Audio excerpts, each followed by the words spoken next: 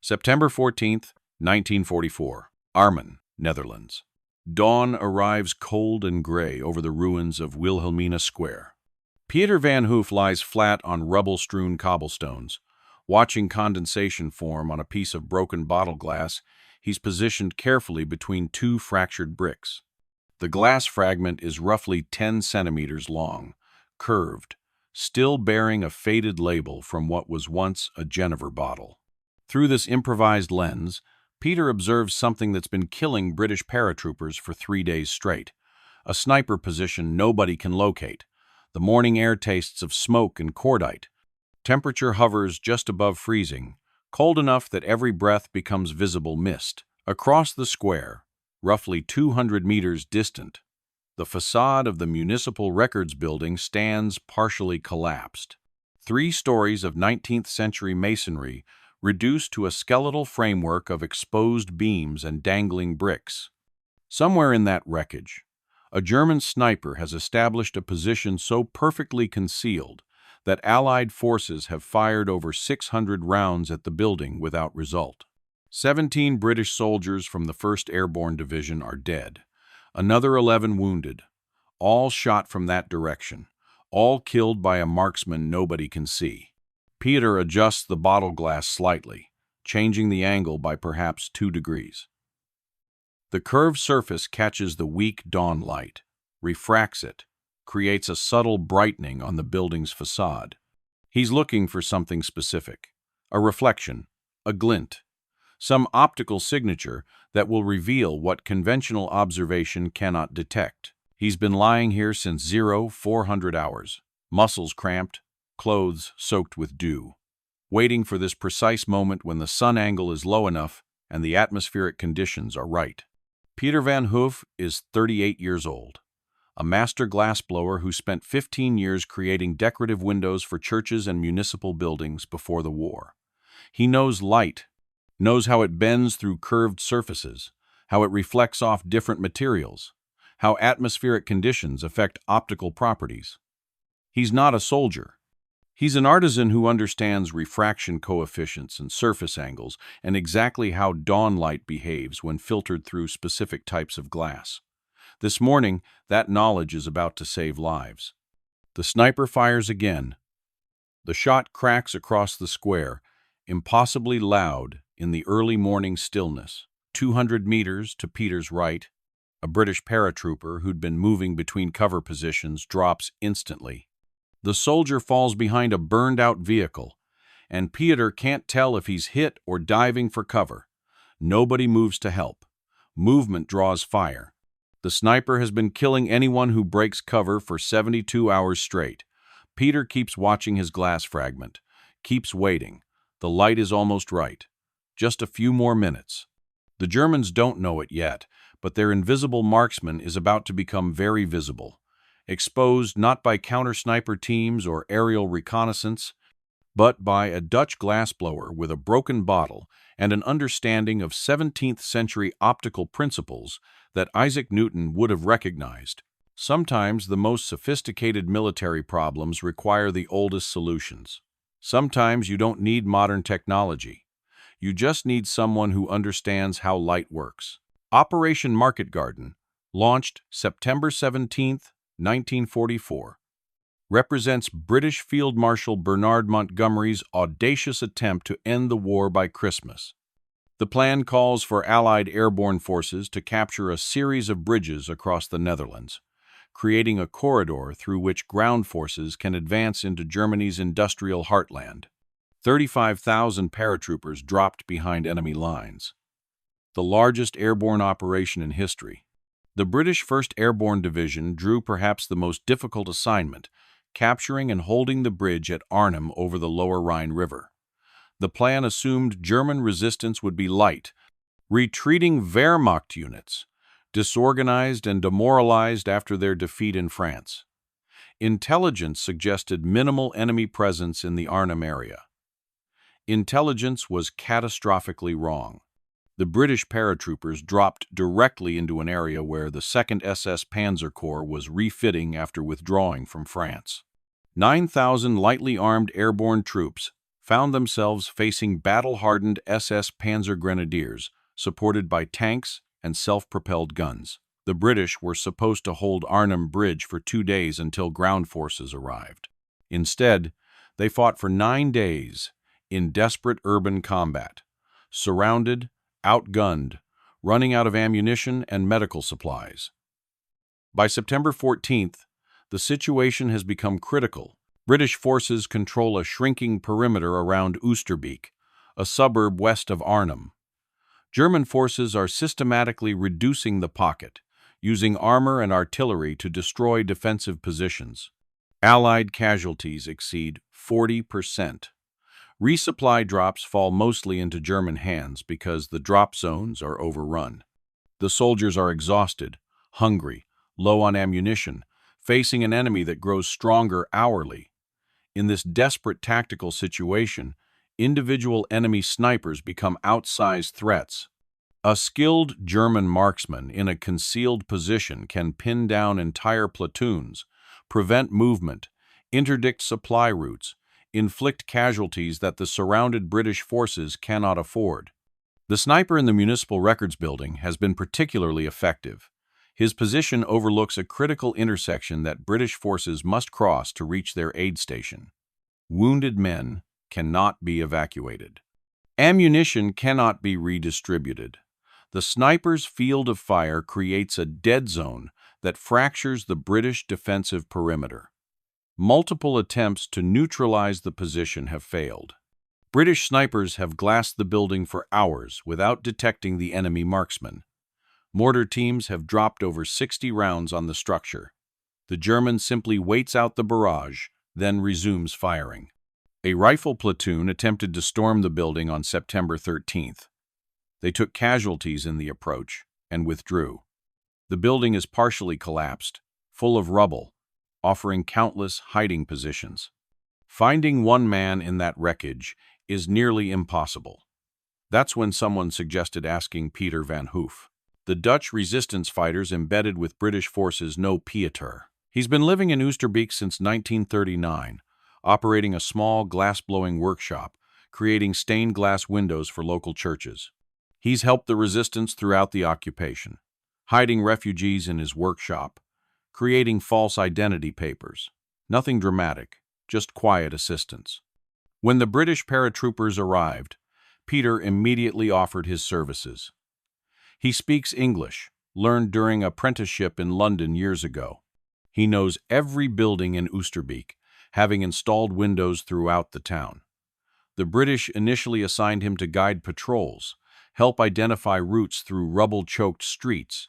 Then Lieutenant James Crawford of the 1st Parachute Brigade mentioned the sniper problem, how they couldn't locate the German position despite days of observation, and Pieter said something that made Crawford pay attention. "You're looking with your eyes. You should be looking with light." Crawford didn't understand. Pieter explained. Glass reveals glass. Metal reveals metal. Every material has optical properties. If your sniper is using a telescopic sight, the lenses will refract light differently than surrounding materials. If he's shooting through a gap in rubble, the geometry will create shadows that don't match natural debris patterns. You're not looking for the man. You're looking for the optical signature his position creates. Crawford remained skeptical but desperate enough to try anything. That's how Pieter ended up lying in rubble at dawn, using broken bottle glass to hunt for a sniper. Pieter Van Hoof learned his craft in a workshop that no longer exists, destroyed by German bombing in May 1940 when Rotterdam burned. But the knowledge survived, carried in his hands and mind, techniques passed down through generations of Dutch glassblowers stretching back to the 17th century when Netherlands glassmakers were among Europe's finest. Born in Rotterdam on March 21, 1906, Pieter grew up surrounded by glass. His father, Hendrik Van Hoof, operated a workshop specializing in church windows and decorative architectural glass. The workshop occupied a converted warehouse near the Maas River, its north-facing windows providing the consistent natural light essential for color matching. Peter's earliest memories involve the workshop's sounds and smells, the roar of the furnace maintaining molten glass at 1,200 degrees Celsius, the sharp tap of cutting tools, scoring glass sheets, the acrid smell of metal oxides used to create colors, the rhythmic squeak of the grinding wheel smoothing rough edges.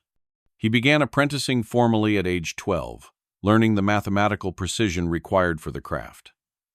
Glass cutting demands absolute accuracy. A window panel cut 2 millimeters too small creates gaps. 2 millimeters too large won't fit the frame. Pieter learned to measure, score, and snap glass with tolerances measured in fractions of millimeters. He learned lead-came construction, the technique of joining glass pieces using H-shaped lead channels. He learned copper foil technique for more delicate work. Most importantly, he learned light, how it interacts with glass, how different glass types affect light transmission, how surface textures change optical properties. His father taught him that glass isn't simply transparent material. It's an optical medium with specific refractive properties. Standard window glass has a refractive index of 1.52, meaning light bends approximately 34 degrees when passing from air into glass. Change the glass composition, add different metal oxides, alter the surface texture, and you change how light behaves. By age 18, Pieter could identify glass types by observing how light transmitted through them. Cathedral glass, with its textured surface, created distinctive diffusion patterns. Flashed glass, thin-colored layer on clear base, produced different optical effects than pot metal glass colored throughout. Seedy glass containing deliberate bubbles scattered light in characteristic ways. This knowledge extended beyond artistic applications. Pieter understood optical principles that most people never considered. He knew that curved glass surfaces act as lenses, focusing or dispersing light depending on curvature. He knew that glass reflects approximately 4% of incident light at normal angles, but reflection increases dramatically at shallow angles. He knew that atmospheric conditions affect optical performance, humidity, and temperature, creating refractive index variations in air itself. In 1928, Pieter spent 18 months in London working for James Powell and Sons, the prestigious glassworks in Whitefriars. The experience exposed him to advanced techniques and theoretical knowledge. He studied optical physics, learned about lens design, discovered that glass properties could be calculated mathematically rather than simply observed empirically. When he returned to Rotterdam in 1930, Pieter had evolved from craftsman to engineer. He didn't just create glass windows, he designed optical systems. A commission for a church window involved calculating sun angles throughout the year, determining how light would interact with colored glass at different times and seasons, predicting the visual effects with mathematical precision. His work gained recognition. By 1935, Pieter's workshop received commissions from churches and municipal buildings throughout the Netherlands. He designed and installed windows for Rotterdam City Hall, for the Lorenz Church, for the Maritime Museum. Each project required understanding architecture, light, and glass optical properties. Then Germany invaded. May 10, 1940. The Wehrmacht launched their assault on the Netherlands. Rotterdam, a strategic port city, became a primary target. Dutch forces resisted desperately but faced overwhelming German superiority. On May 14th, the Luftwaffe bombed Rotterdam's city center. The raid destroyed approximately 2,500 buildings, killed nearly 900 civilians, and left 78,000 people homeless. Pieter's workshop burned in the firestorm, everything gone. His father's tools, collected over 40 years. The furnace, the cutting tables, the inventory of colored glass. 15 years of Pieter's own work. The fire consumed it all in approximately 90 minutes. Pieter and his wife, Anna, evacuated to Oosterbeek, where Anna's sister owned a small house. The town, located west of Arnhem, in a relatively rural area seemed safer than devastated Rotterdam. The German occupation authorities initially left Oosterbeek largely undisturbed, too small to bother with intensive control. Pieter established a modest workshop in a converted barn, focusing on repair work rather than new commissions. He fixed broken windows, replaced damaged panes, maintained church windows throughout the region. The work provided subsistence income and a legitimate reason to travel between towns, which became useful when the Dutch resistance contacted him in 1941. The resistance needed someone who could travel without attracting suspicion. A glassworker repairing windows had perfect cover. Pieter began carrying messages, transporting forged documents, occasionally hiding refugees in his workshop overnight before moving them along the underground railway toward Belgium. The work was dangerous but felt necessary. Anna worried constantly but never asked him to stop. They had no children, both deeply grateful for that after seeing what occupation did to families with young ones. By 1944, Pieter had become a small but reliable node in the resistance network. Not a fighter, not a saboteur, just a craftsman with specialized knowledge and a willingness to help. When British paratroopers dropped into Oosterbeek on September 17th, Pieter saw them land from his workshop window. The sky filled with parachutes, hundreds of them, drifting down like dandelion seeds. He felt something he hadn't experienced in 4 years. Hope, liberation might actually happen. Then the shooting started, and hope became complicated. The sniper problem emerged gradually, then suddenly became critical. On September 12th, the third day after the airborne landings, British forces had consolidated a defensive perimeter around Oosterbeek. The initial optimism had evaporated. The bridge at Arnhem remained in German hands. Ground forces hadn't broken through. The 1st Airborne Division was surrounded, fighting for survival. Lieutenant Crawford's platoon held positions along the southern edge of the perimeter, near Wilhelmina Square. The area consisted mostly of residential buildings and small commercial structures, now heavily damaged by fighting. The Municipal Records Building, a 3-story stone structure built in 1890, anchored the square's eastern side. German forces occupied positions roughly 300 meters beyond the building. The no-man's land between included rubble-strewn streets, destroyed vehicles, and the Records Building itself, which had taken artillery hits that collapsed its western facade. On the morning of September 12th, Private Thomas Henley was shot while crossing an intersection near the square. Clean hit to the chest, killed instantly. The shot came from the direction of the Records Building, but Crawford's men couldn't identify the firing position. They assumed a German patrol had infiltrated the ruins. Crawford sent a fire team to investigate. As the team approached the building, another shot cracked out. Private Wilson took a round through the shoulder, serious wound but not immediately fatal. The team dragged him to cover and withdrew. Crawford called for mortar support. 60mm mortar rounds impacted across the building's facade. Dust and debris filled the air. When it cleared, Crawford sent another patrol forward. The sniper shot the lead man, Private Davies, through the leg. The patrol retreated.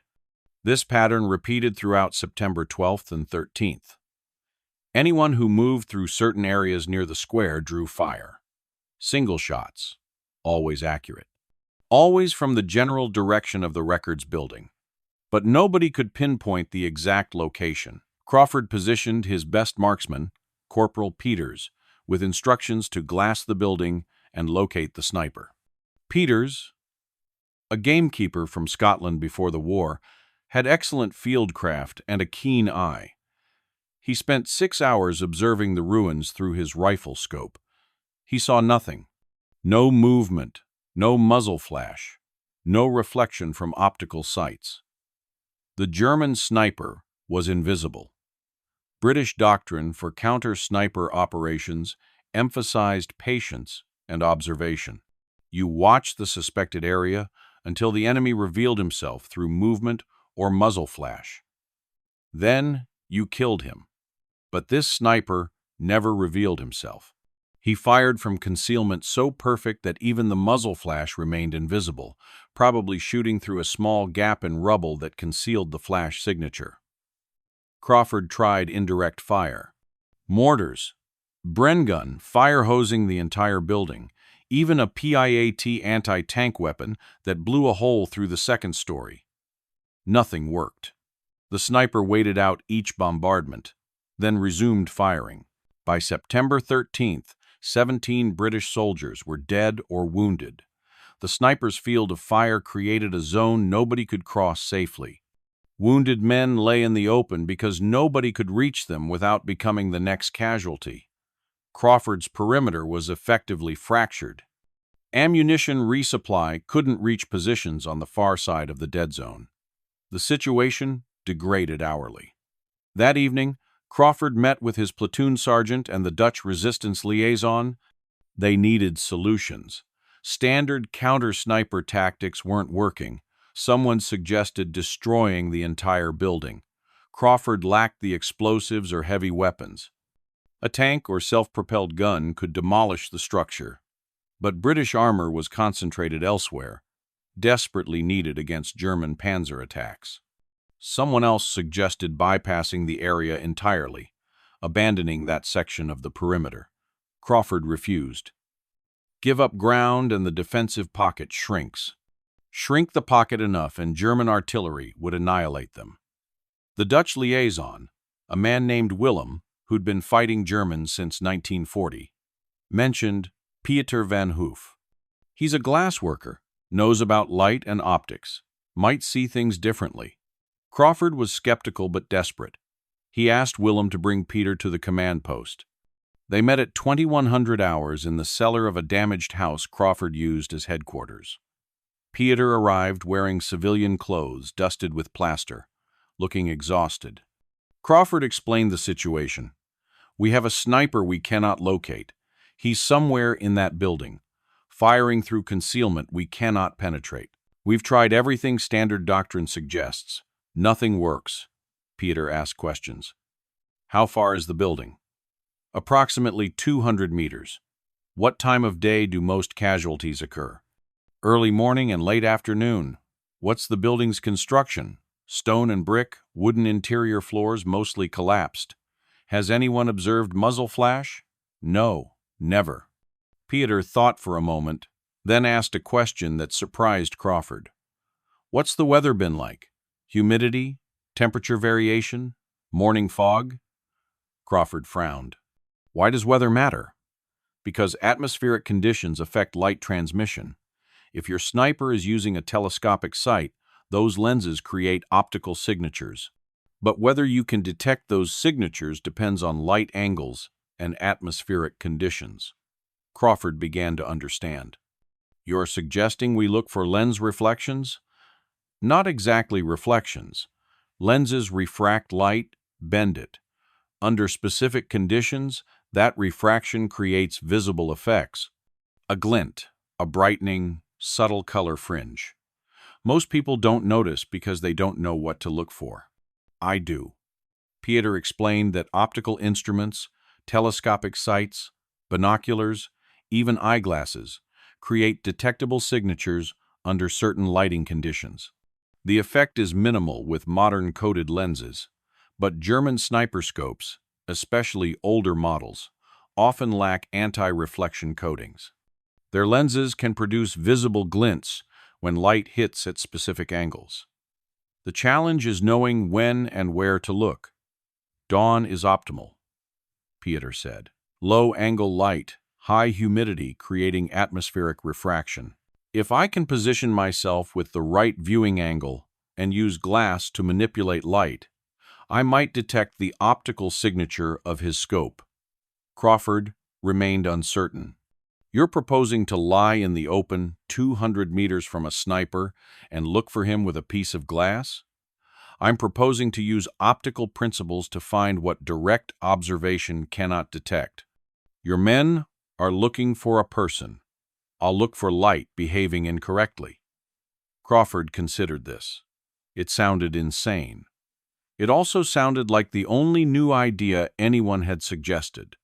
If you're willing to try, I'll provide cover. But understand the risk. That sniper has killed 17 of my men. He won't hesitate to kill you. Pieter nodded slowly. I understand. But I've been living under German occupation for 4 years. At some point, you stop calculating risks. You just do what needs doing. Preparations began immediately, though calling them preparations seemed generous. Pieter mostly needed time to find the right glass fragment and calculate angles. He returned to his workshop, located 3 streets from the square, and searched through debris that littered the building. He needed curved glass, preferably colored, with sufficient size to manipulate light effectively. He found what he needed in a pile of salvaged window fragments. A section of blue cathedral glass, broken from a church window he'd installed years earlier. The piece measured roughly 12 centimeters long, 8 centimeters wide, with pronounced curved surface texture. The blue coloring resulted from cobalt oxide, and the cathedral texture meant one surface had a raised pattern, while the other remained smooth. Perfect. Colored glass would filter light differently than clear glass, potentially making subtle optical effects more visible. The curved texture would allow him to manipulate light angles by rotating the glass. And the size was manageable, small enough to conceal but large enough to work with effectively. Pieter also grabbed a piece of clear bottle glass, the jenever bottle fragment, as a secondary tool. Different glass types would refract light differently. Having options mattered. He spent an hour calculating sun angles. September 14th at this latitude. Sunrise occurred at approximately 0645. But useful light would arrive earlier, starting around 0600 when the sun was still below the horizon, but atmospheric scattering created diffuse illumination. The optimal viewing time would be 0615 to 0645, when the sun angle was low enough to create the optical effects he needed but high enough to provide sufficient light. The atmospheric conditions mattered critically. Overnight temperature had dropped to near freezing. Dawn would bring humidity as warmer air contacted cold ground, creating mist and fog. This would increase atmospheric refraction, effectively turning the air into a weak lens. Light would bend more than usual. Optical effects would strengthen. Pieter returned to Crawford's command post at 0300 hours. Crawford had prepared a covered position, a shallow depression in rubble, approximately 50 meters from the intersection the sniper controlled. British soldiers would provide suppressing fire if needed, though Crawford emphasized that Pieter should remain motionless. Movement attracted the sniper's attention. "How long will you need?" Crawford asked. "Perhaps 45 minutes. I need to wait for the light to be exactly right." "And if the sniper spots you first?" Pieter didn't answer. They both knew what would happen. At 0345, Pieter moved forward through darkness, crawling the final 30 meters to his observation position. He carried both glass fragments wrapped in cloth, a small notebook, and a carpenter's pencil. No weapon. He wasn't a soldier. Wouldn't know how to use a rifle effectively if he had one. His weapons were knowledge and glass. He positioned himself behind rubble that provided minimal concealment but excellent sight lines toward the Records Building. The structure loomed dark against the slightly lighter sky, a jagged silhouette of collapsed masonry and exposed beams. Pieter arranged both glass fragments within easy reach, then settled in to wait. The cold seeped through his clothes immediately.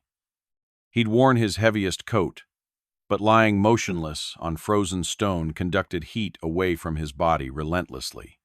His hands numbed within 20 minutes. He flexed his fingers periodically, trying to maintain dexterity.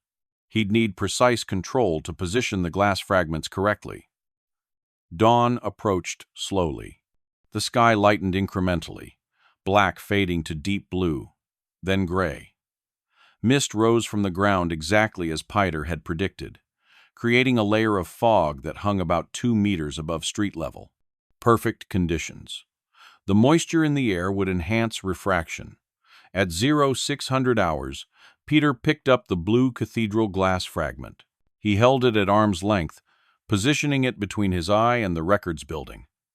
The glass filtered his view, turning the ruins into a blue-tinted landscape. He rotated the glass slowly, changing angles, watching how light refracted through the curved surface. Nothing yet. Too dark still. At 0615, ambient light increased noticeably. The sun remained below the horizon, but atmospheric scattering provided diffuse illumination. Pieter switched to the clear bottle glass, the jenever fragment with its curved surface. He held it lower this time, allowing it to catch what little direct light existed. The curved glass acted as a weak lens, focusing and bending light. He scanned the building's facade methodically, moving his viewing angle incrementally, looking not at the building itself, but at how light behaved around it. Standard observation tried to identify shapes, shadows, anything that looked like a person or weapon. Pieter was doing something different. He was looking for optical anomalies, places where light didn't behave correctly, where refraction created unexpected effects, where something in the ruins was bending light in ways that natural debris wouldn't. He scanned for 12 minutes without result. Then the sun angle changed. 0627. The sun still below the horizon, but illuminating higher atmospheric layers. Light came from a lower angle, raking across the building's facade rather than falling vertically. Pieter adjusted his glass fragment, angling it to catch this oblique light, and there it was. A subtle brightening, barely perceptible, in a section of the building's second story. Not a reflection exactly, more like a concentration of light, a slight intensification where light should have dispersed. Pieter froze, maintaining the exact angle of his glass fragment. He stared at the spot, trying to understand what he was seeing. The brightening persisted for approximately 3 seconds, then faded as atmospheric conditions shifted. But Pieter had marked the location mentally. Second story, north side, approximately 2/3 of the way along the facade. An area where the floor had partially collapsed, creating a chaotic jumble of broken timbers and masonry. He waited, maintaining his position, watching the same spot. At 0634, it happened again. The brightening, more pronounced this time as the sun angle changed. Pieter rotated his glass fragment slightly, manipulating the refracted light, and the effect strengthened. He was seeing light interact with something that had different optical properties than surrounding debris. Something glass, something curved, something that refracted light, a telescopic sight. The breakthrough felt simultaneously profound and anticlimactic. Pieter had located the sniper position, something British soldiers with military training and extensive fieldcraft had failed to do for 3 days. But he'd done it by applying principles that 17th-century Dutch optical scientists would have understood. Nothing magical or mysterious, just knowledge of how light behaves when passing through different media. The challenge now was communicating this information usefully. Telling Crawford, "I saw a strange brightening in that general area," wouldn't help. The British needed specific coordinates, a precise location they could target with concentrated fire. Pieter studied the building carefully, using the dawn light to map its structure. The facade consisted of regular window openings, most now empty or partially blocked with rubble.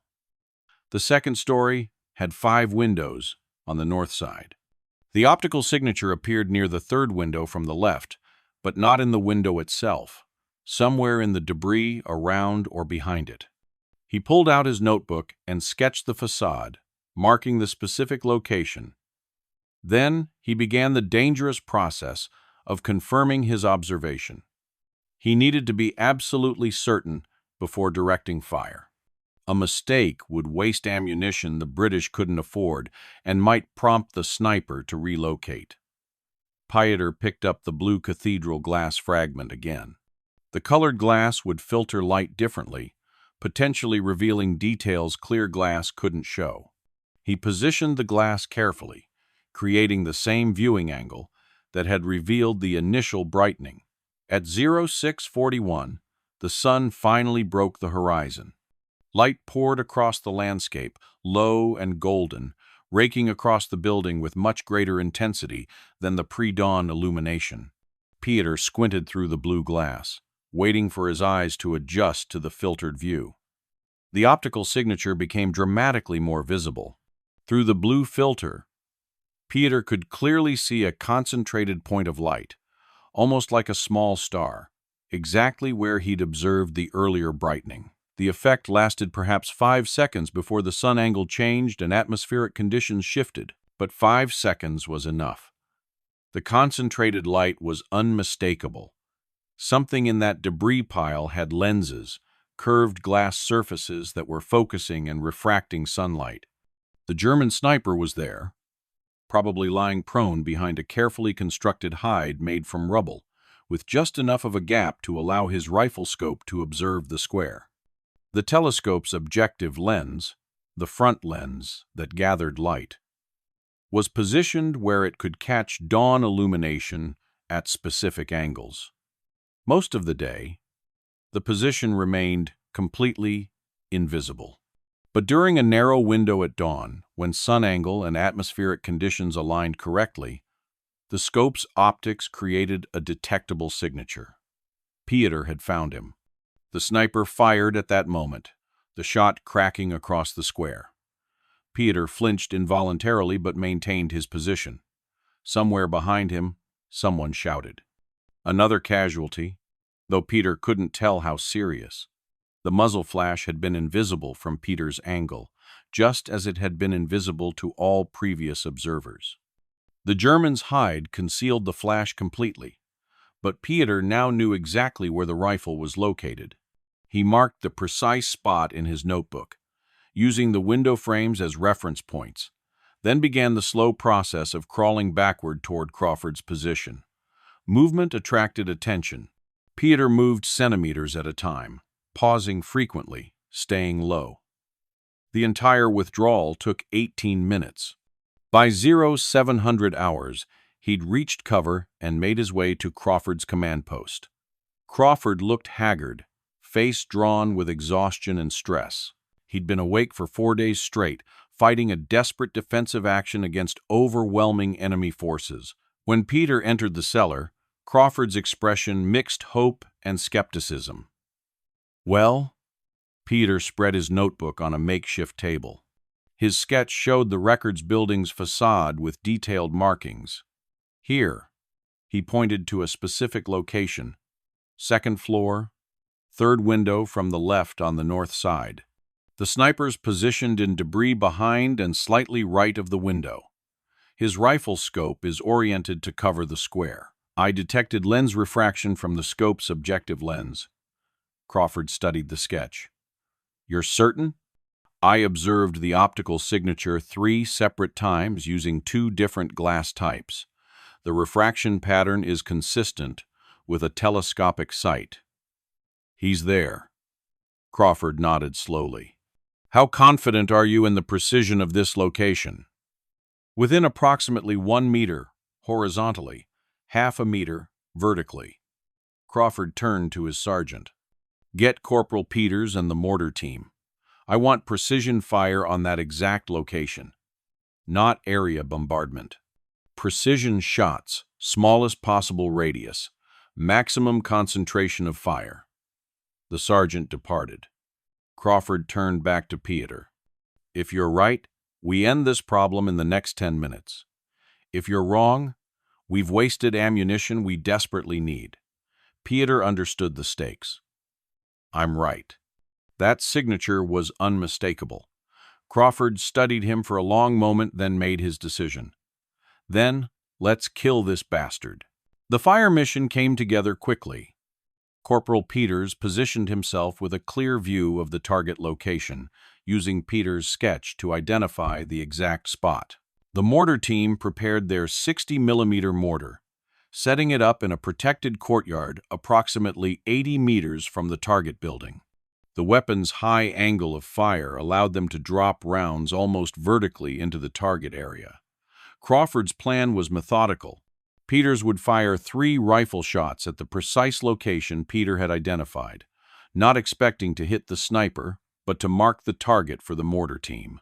The mortar crew would observe where Peter's rounds impacted, then adjust their aim to hit the same spot. They'd fire 6 rounds in rapid succession, saturating the target area. If the sniper survived the initial barrage, they'd repeat until the position was obliterated. Pieter watched from the command post entrance as preparations concluded. He felt strangely detached, as if observing events from a distance. For 3 days, that sniper had terrorized British soldiers, killed 17 men, wounded 11 more. Now, because Pieter understood how light refracted through curved glass, the Germans' invisible position had become visible. Sometimes the difference between life and death came down to knowledge most people considered irrelevant. At 0722, Crawford gave the order to commence firing. Peter's rifle cracked 3 times in quick succession. Pieter couldn't see where the rounds impacted from his position, but Peters was an excellent marksman. If Peter's location was accurate, Peters's shots would be hitting within centimeters of the target. The mortar team adjusted their weapons' elevation and bearing based on Peters's observations. Then they began firing. The mortar rounds made distinctive sounds. The hollow thump of the round leaving the tube, a brief whistling as it arced upward, then the sharp crack of detonation. The first round impacted against the building's facade. Dust and debris erupted from the second story, almost exactly where Pieter had indicated. The mortar crew made a tiny adjustment. The second round fired 15 seconds after the first.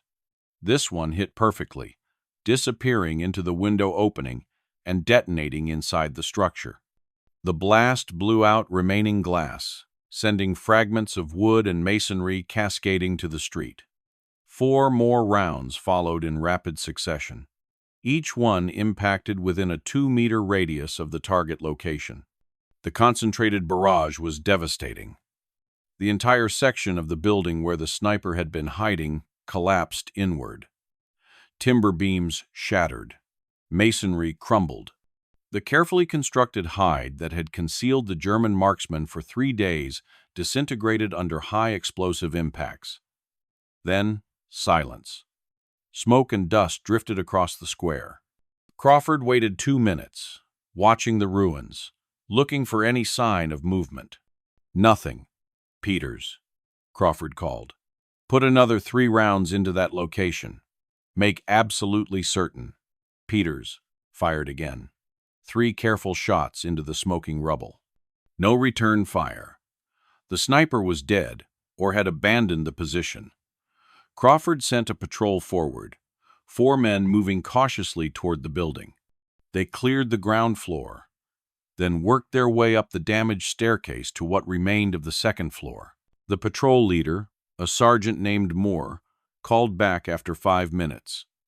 "We've got him, sir. He's dead. Multiple fragmentation wounds. Killed by the mortar barrage." Crawford turned to Pieter. "You were right. The bastard's dead." Pieter nodded, feeling nothing. Not satisfaction, not relief. Just exhaustion, Crawford continued. "My men have been dying for 3 days because we couldn't find that sniper. You located him in under 2 hours, using a piece of broken glass. How?" "I looked for the right thing," Pieter said simply. "Your men were looking for a person. I looked for light behaving incorrectly. Different approaches." The patrol returned 15 minutes later, carrying items recovered from the sniper's position. A Carabiner 98K rifle fitted with a Zeiss Zielfern 39 telescopic sight, Wehrmacht uniform, rank insignia indicating Gefreiter, equivalent to corporal. Personal papers identifying the dead man as Hans Weber, 24 years old, from Bavaria. A logbook documenting his kills. 63 confirmed enemy soldiers killed over the past 2 years. including the 17 British paratroopers he'd killed in Oosterbeek. Crawford examined the rifle and scope. The Zeiss optic was old, manufactured probably in the early 1930s, with uncoated lenses that would indeed produce significant refraction signatures under the right lighting conditions. Modern scopes used anti-reflection coatings to minimize this problem, but Germany's industrial capacity was strained by 1944. Many weapons, especially those issued to second-line units, used older equipment. Weber had been issued a scope that worked perfectly for its intended purpose, accurate shooting at long range, but created an optical vulnerability that a Dutch glassblower with specialized knowledge could exploit. Crawford handed the rifle to Pieter. "You should keep this. You earned it." Pieter shook his head. "I'm not a soldier. I wouldn't know what to do with it." "Then what do you want?" "We owe you. 17 of my men died because of that sniper. You ended it." "I want you to survive," Pieter said quietly. "I want the British to hold long enough for reinforcements to arrive. I want my town back." Crawford's expression darkened. "We're not getting reinforcements. Ground forces can't break through. We're being evacuated tonight. Those of us who can walk. We're leaving Oosterbeek." Pieter absorbed this. The paratroopers were retreating. The liberation everyone had hoped for was failing. The Germans would remain. "What happens to the Dutch civilians who helped you?" Crawford looked away. "I don't know. I'm sorry. We can't take you with us. There's no room in the evacuation boats. You'll have to—" He stopped, unable to finish. Pieter understood. The civilians who'd helped British forces would face German reprisals, probably interrogation, possibly execution. He'd known the risks when he volunteered to find the sniper. The knowledge didn't make facing consequences any easier. That evening, British forces began their withdrawal across the Rhine. 9,000 men had dropped into Arnhem. Fewer than 2,400 escaped. The rest were killed or captured in what would become known as the British Army's greatest disaster since Singapore. Pieter returned to his workshop and waited for the Germans to come. They arrived 3 days later, Gestapo officers with lists of names, conducting systematic arrests of anyone suspected of helping the British. Pieter was taken to Arnhem for interrogation. The questions focused on resistance activities, names of collaborators, details about partisan networks. Pieter told them nothing useful. He admitted helping the British the Gestapo already knew, but claimed he'd only provided information about local geography. He never mentioned the sniper hunt, never explained how he'd located Weber's position. The Germans never asked about optical principles or glass fragments or lens refraction. They thought he was a simple craftsman who'd made bad choices, not someone whose specialized knowledge had killed one of their marksmen. After 2 weeks, they released him with a warning. Further collaboration would mean execution. Pieter returned to Oosterbeek and tried to resume normal life under renewed occupation.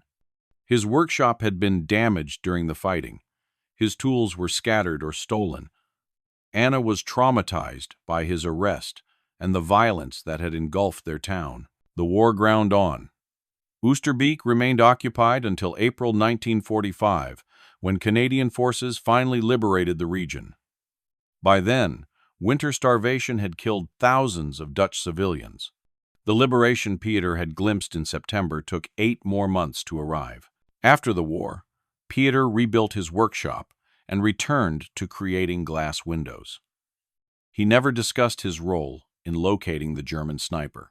When former British soldiers visited Oosterbeek for commemorations, none knew about the Dutch glassblower who'd used broken bottle glass and cathedral window fragments to find what conventional reconnaissance couldn't detect.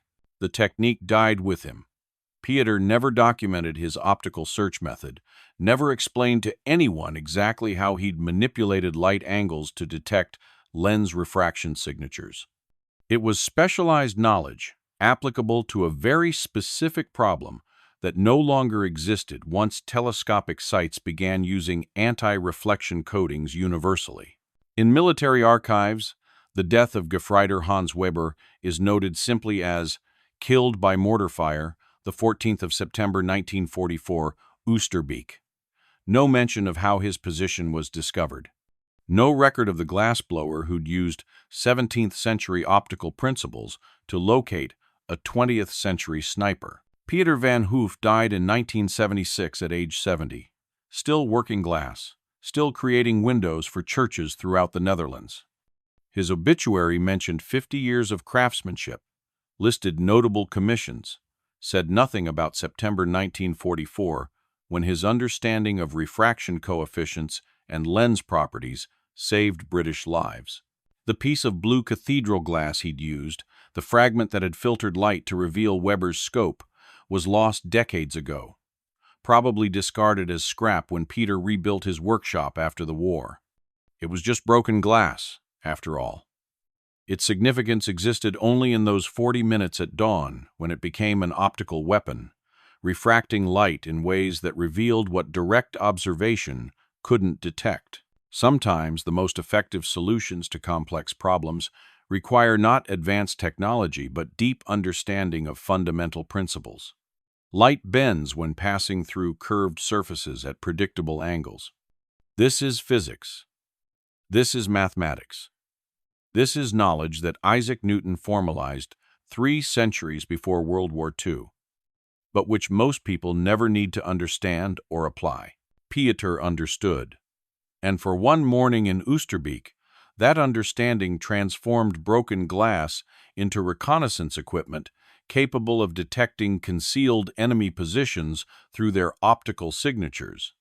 Not through magic or luck, but through the methodical application of optical principles to a military problem. One glassblower, one piece of cathedral glass, one morning of patient observation, 17 British casualties avenged and future casualties prevented because someone knew how to look for light behaving incorrectly, how to recognize refraction patterns that revealed telescopic lenses, how to weaponize knowledge that existed long before modern warfare created the problems it could solve.